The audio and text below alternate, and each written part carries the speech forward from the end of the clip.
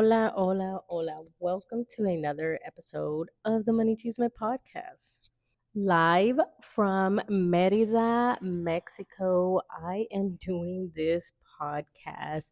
And if you're watching me on YouTube, aquí ando de fodonga. I'm over here just in my pajamas, just relaxing because it's kind of going on brand with what I am talking about in this episode because it is my birthday tomorrow. Well, last week or a few weeks ago, depending when this episode comes out.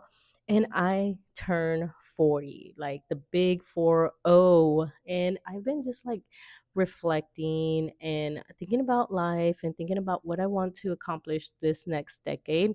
And I want to share that with y'all. I didn't plan to make an episode over it because, like I don't really celebrate my birthdays like that, but I've decided to like start celebrating my birthdays, especially this one because it's a big milestone. And I think I'm just like feeling the vibe of just being on vacation. I came over here to Merida and I brought my family, my husband, my stepson, my daughter, and I have my mom and my sister with me. So we've been just like enjoying almost a week here. And I've just been like, if you haven't been to Merida, it's more of a slower paced life over here. It's very chill, it's very calm, it's very safe, but it is very hot. And even, being from Texas, it's super hot. And even in California, like it's just, I don't know, it's always surprises me, kind of going on a side tangent, but it always surprises me how different heats exist. But I wanted to talk about how my mindset is shifting with now that I am work optional, financially free technically, and all that stuff. How sometimes you still get pulled back into things that don't align with that. And so I want to share some of the things about that. I want to talk about what I'm leaving behind in my 30s, old mindsets, old things that I was working on that I struggled with, and now what I'm building in this next decade. So I want to share that with you. And I took some time to kind of like reflect, and I want to talk about first on how, even though now I'm financially free and all that, I still struggle with trying to live the fast paced life, especially with social media, because social media, it is a trap. And it's crazy because you'll build financial freedom, and maybe you build your own business and you are buying back your time, but also social media is a freaking trap. And I fell in that trap as well, even here, con que I'm on vacation, and the first thing I thought of is like, oh, let me think of what content I can create while on vacation. Like the whole point that I'm here is to just be away from work and enjoy life and be present. And even now I'm going a little bit against that because I'm recording this podcast episode. But I we have some downtime. Everybody's asleep, everyone's napping, and I'm feeling creative, right? So that's kind of different of doing it in the spur of the moment because I didn't feel pressured to record this episode or even vestirme, right? Like again, on YouTube, you can see estoy en mi bata that says it's a pink shirt dress that it just says mom on it, well, mama on it, and no me pinté ni nada because I'm just chilling. Like I am done like forcing myself to show up and be bien. Of course I do want to look professional and all that stuff, but I also want to be like también do some videos where I'm just like chilling and everything and show that no tienes que estar put together all the freaking time to accomplish your goals and all that. And that is one thing with social media that I fell into the trap. Que like, si no estoy, looking like professional, because I mean, unfortunately, that's kind of the state of mind of people. Que si no estoy en un business suit, then you're not taken seriously and all that. And I kind of want to like go against the grain with that and show that, like, I mean, también, like you don't have to be todo fodonga all the time, but like it's okay to let down your hair and just make a video, make a podcast or whatever.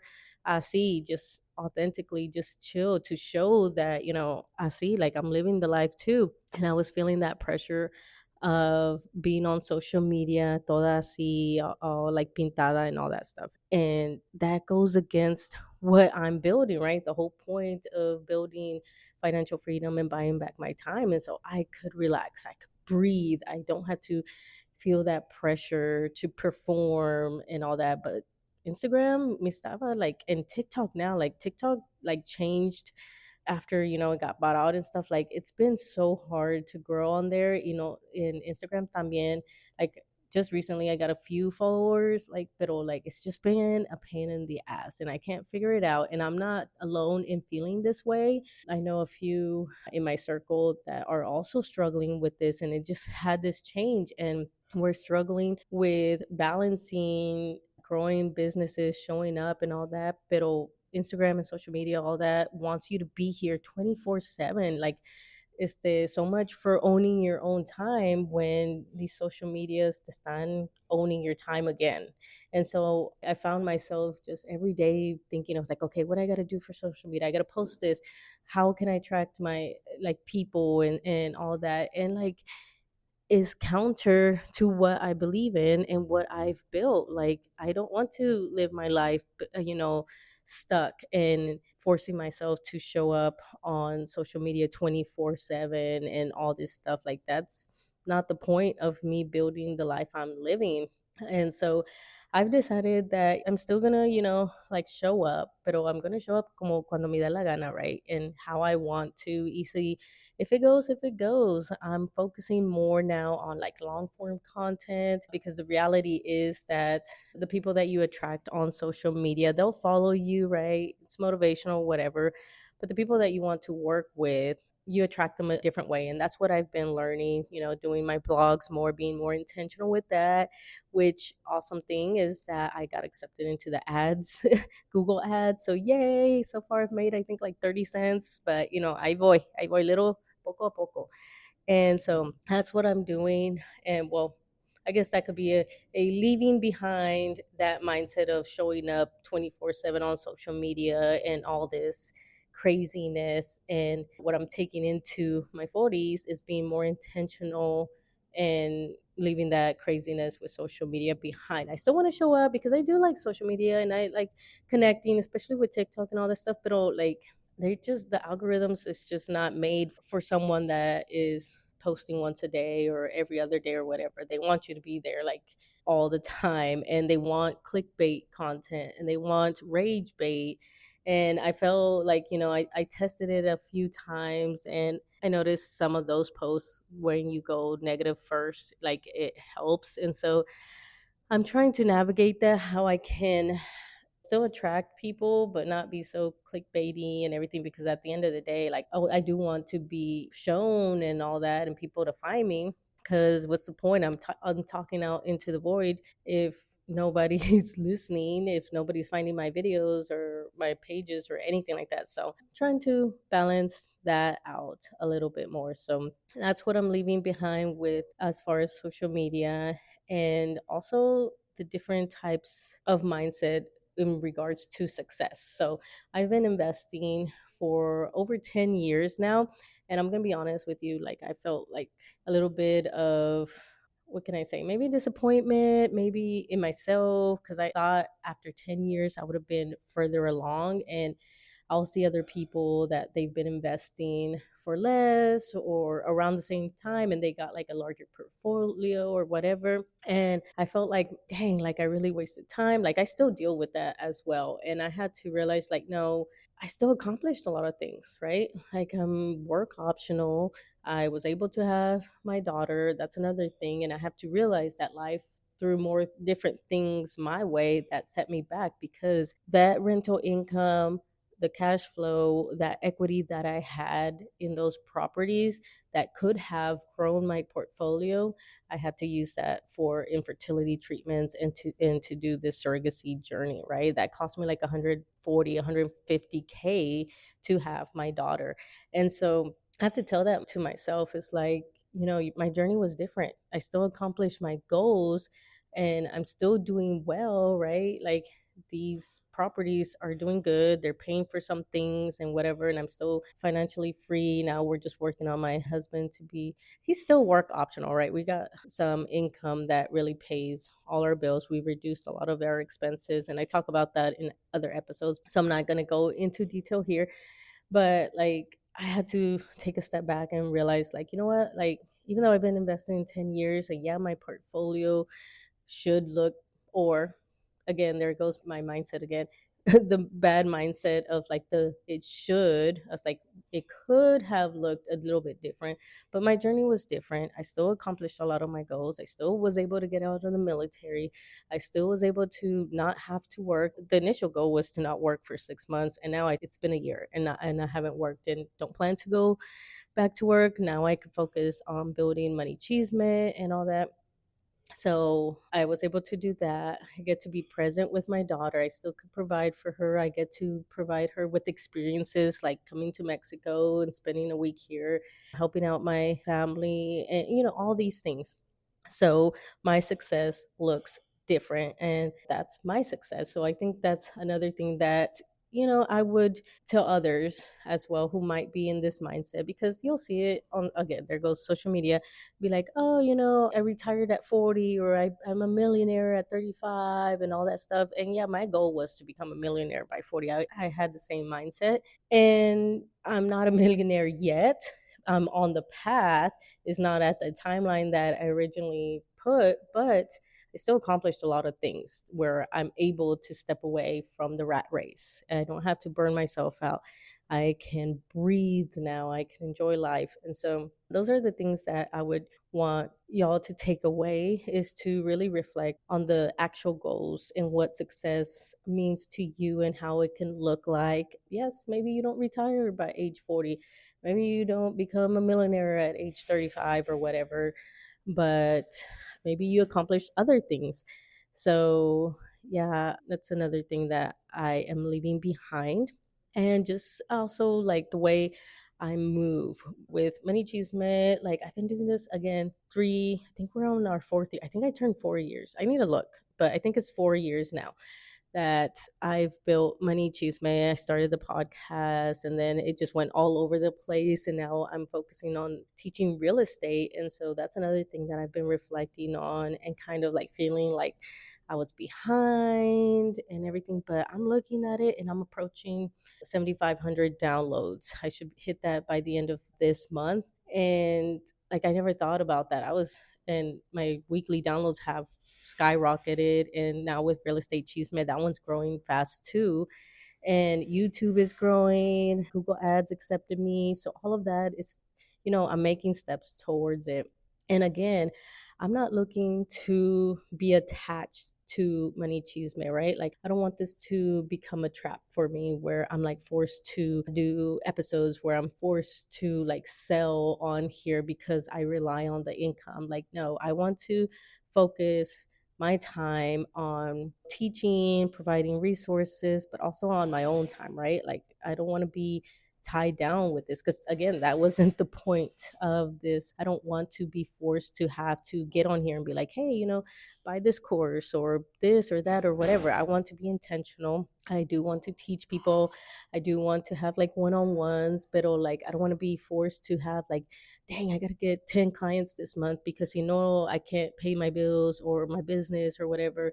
The goal with Money Chisme has always been like to help the community give more than what I receive. And definitely, I do obviously do want to make money because I do have to pay some bills, but I'm not trying to build a multi-millionaire business with Money Chisme, right? If it happens, that's awesome. But the real goal is that I want to put resources out there, represent, and also be there for those who might need coaching or resources, workshops, and stuff. And so that's kind of like what I'm navigating recently on my business goals as well. Because again, I'm not trying to become this tied down and be a multi-million-dollar business. I think it would just take so much. I definitely want to make money because I have people that I need to pay, like my editor for this podcast, and obviously hosting and all that stuff. and resources and stuff. So like, yes, I do want to make money, but I want to be intentional with this business because I've seen some people who build similar types of businesses like coaching and stuff like that, and they're just so relying on that income that it stresses them out. And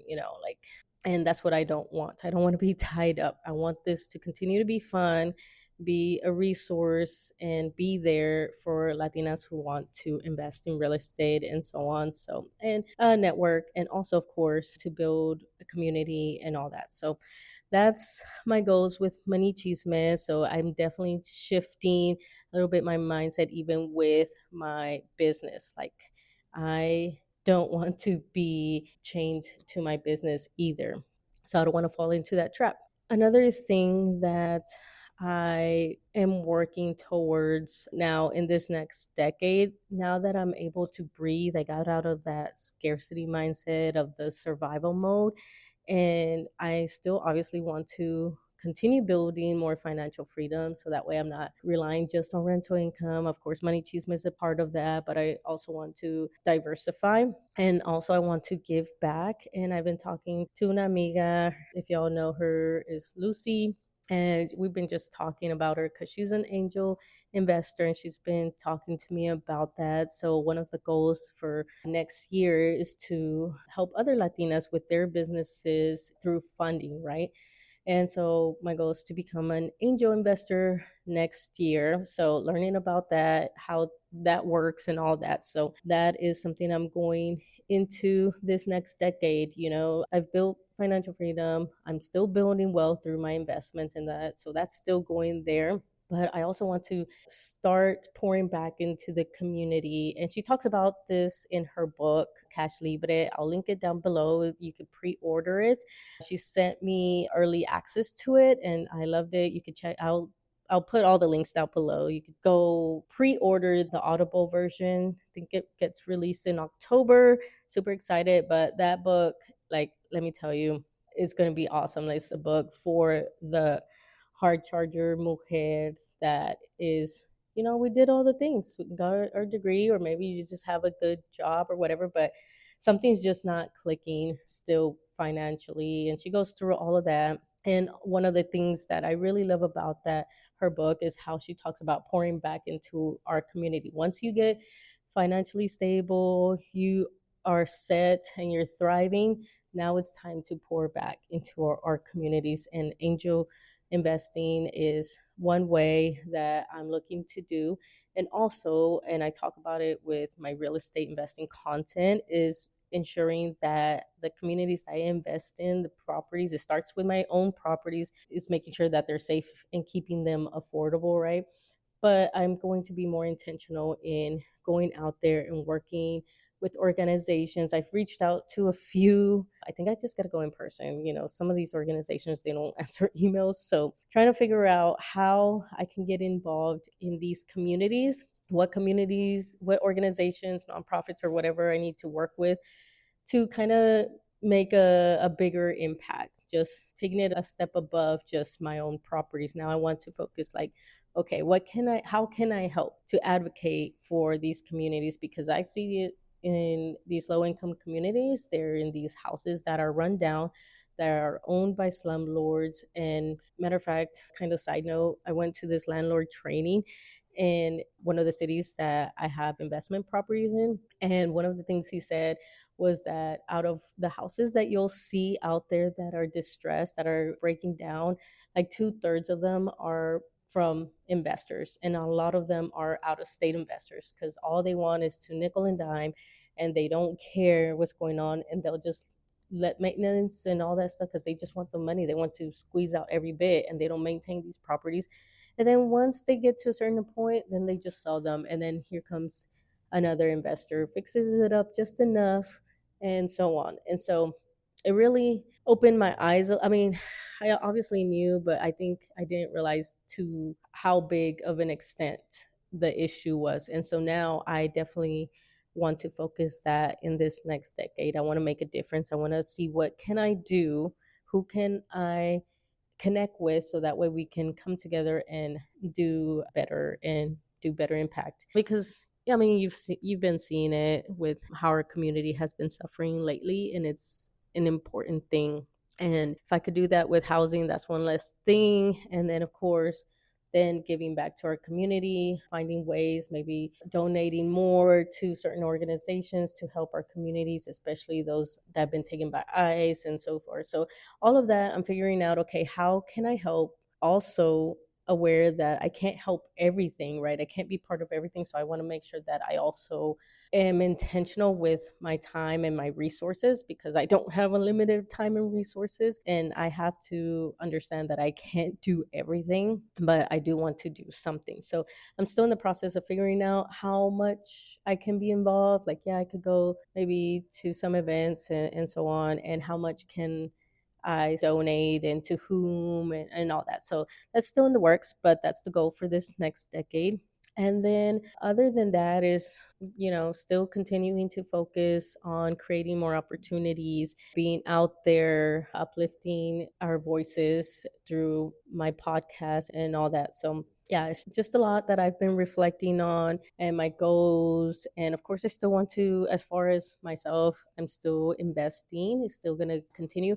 I have some side quests, I want to say, with some other investors that we're kind of thinking of grouping together to go on a little adventure with investing on certain properties geared towards veterans, because I am a veteran and they're veterans. This is my real estate investing group for veterans that I'm in, and we really want to give back to veterans. So that's kind of like a side quest we're researching right now.